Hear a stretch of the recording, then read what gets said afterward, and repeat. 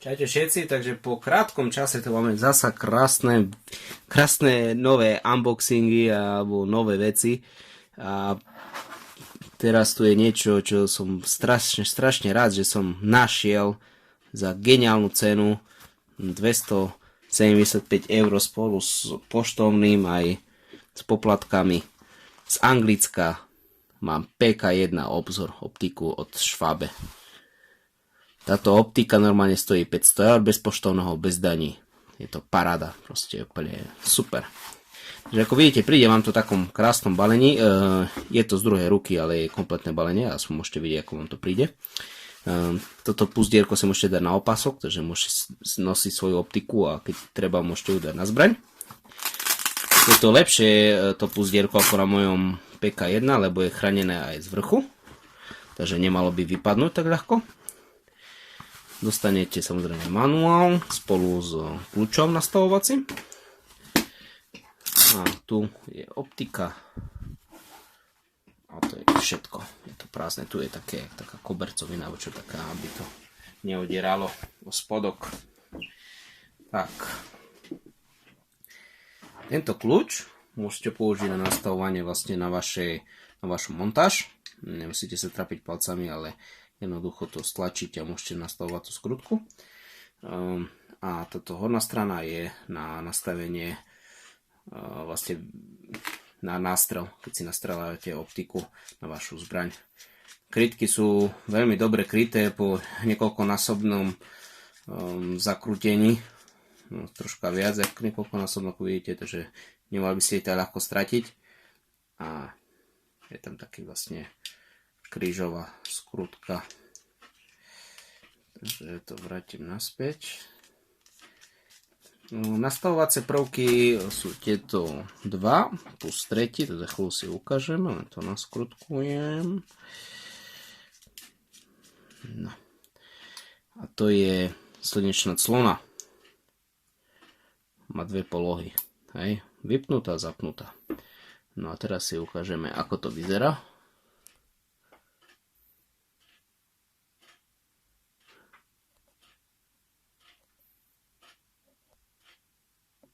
Takže vidíte krásny kríž a clona.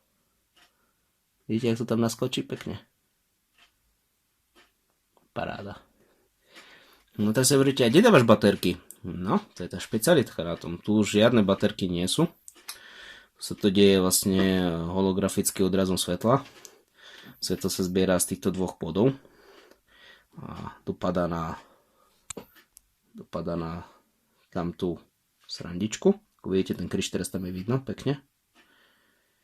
No a ďalšia vec je, že si poviete, no a čo keď je tma? Jaké svetlo ti dopadne tam? Bude si tam svietiť baterkou alebo sviečkou? No, táto optika má aj tritium, ktoré si teraz ukážeme. Ja to najprv nasmerujem. Musím zasnúť hlavné svetlo. Si to nasmerujem, aby mi kamera neodskočila. Tak, dobre. Je to vidno? A teraz zasním pomocné svetlo. Vidíte ten kríž? Dúfam, že ho je vidno. Je to veľmi slabé, ale na noc to plne postačuje. Tritium je radioaktívny izotop, ktorý má dĺžku života približne 10 rokov. Takže po 10 rokoch by to už tak ani to nemalo svietiť, ale keď si pozrieme na optiku, kedy bola kupovaná, tak zistíme, že bola kupovaná v roku 2015 na konci júla. Takže približne do 2025 to bude svietiť bez problémov. Takže je to dvojročná optika z druhej ruky a myslím si, že je celkom v dobrom stave.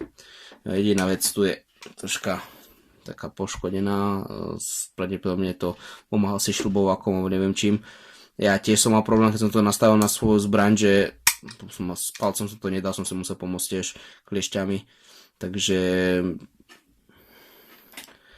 je to dosť tuhá, ale ináč parádička. To je taká sranda, že som si všimol, že tie skrutky sú také zakryté jak nejakou gumou, alebo neviem, či to je nejaká špina, alebo dačo. Dúfam, že nebola otváraná. A ináč všetko je parádne na nej. Veľmi sa z nej vytešujem. Vlastne, chcem vám ukázať, ako to bude vyzerať na zbrani. Teraz to vidíte na mojej makáčku. Je to troška vyššie, táto optika je troška vyššie, takže nemôžete si tak pritlačiť pažbu k líci. Ale je to také prirodzenejšie, lebo tým pádom, keď mám masku, keď mám na Airsoft, keď mám masku, tak mi nezavádza maska, aby som sa pritlačil. Vlastne, aby som videl daný kríž v optike. Som veľmi zvedavý, keď pôjdeme vonka a vyskúšam to live v akcii, že ako budem mať reakcie. Ak som si tak teraz skúšal, tak sa mi to veľmi páči. Tak uvidíme. Uvidíte, vyzerá to super. Je to super. A veľmi sa teším, keď to budem môcť vyskúšať aj vonka.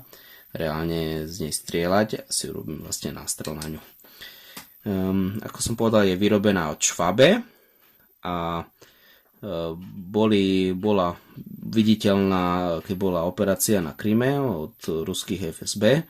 Tak to mali vlastne tí zelení mužičkovia na svojich akačkách.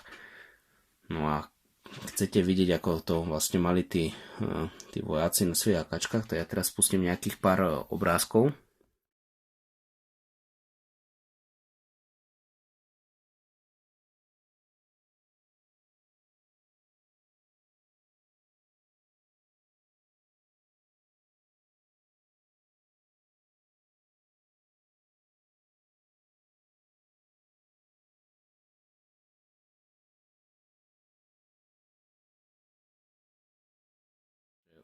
Úplná nádhera.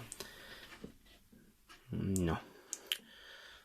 Čo plánujem ja s touto optikou, je tu si dať polikarbonátové sklíčko, tak ako to robím pri každej optike originálnej, nejak to zapustím, aby to nebolo samozrejme vidno, že to tam je. Určite nechcem, aby nejaké bebečko vybilo sklo na 500 eurovej optike. A takisto možno dám jedno tu nejaké tenké, proste to tak spravím, aby to nejak nesvietilo a budem to mať aspoň ochránené a nebudem sa musieť bať, že niekto šikovný mi vystrelí sklíčko a ja budem mať potom oči preplač iba. Tak dúfam, že som spomenul všetko. Ak máte nejaké otázky, píšte ich do komentárov. Veľmi sa z nej vytešujem a určite uvidíte nejaké video, kde budem v plnej výbave a ako to vyzerá na mojom makáčku. Tak ďakujem ešte raz za pozretie mojho videa a uvidíme sa pri ďalších. Majte sa. Lajkujte, šerujte, komentujte. Ako vždy, to my sme nemusím hovoriť. Čaute.